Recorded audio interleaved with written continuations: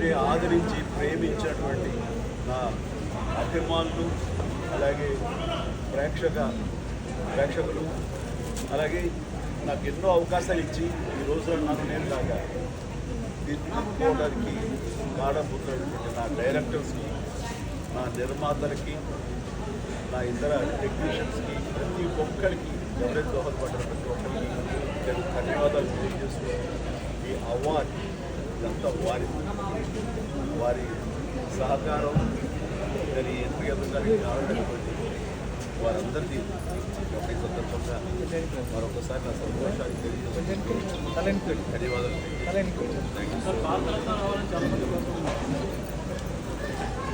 ఏ time ఏం రావాలని తప్ప అది రావాలని ఆశ పెడితే వచ్చేది కాదు. ఏమండి నిజంగా వారికి ఇద్దరు రావడం సముచితం, రావాలని నేను కూడా సంతోషంగా అభిలషిస్తున్నాను. రావాలని అది ప్రభుత్వ పరంగా చేస్తే కనుక త్వరితగతిన అది సాకారం అవుతుంది. డెఫినెట్గా ఎంతైనా సరే అది ఎంజీఆర్ గారికి వచ్చినప్పుడు వీరికి రావడం కూడా అంతకంత సముచితం అండ్ అది ఆనందదాయకం. దానికి నేను కూడా నేను ఎదురుస్తున్నాను, నేను కోరుకుంటున్నాను.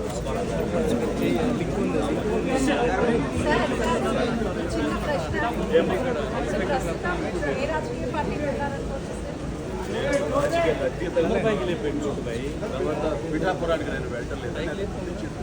మీడియాలో మీరు ఎందుకో స్పెక్యులేట్ చేశారని మీరు పెంచి పోషించారు దానికి సమాధానం చెప్పాల్సిన అవసరం నాకు లేదు. నేను వెళ్ళలేదు. బాబు మా కళ్యాణ్ బాబు దాన్ని రమ్మని ఎప్పుడు కోరుకోలేదు.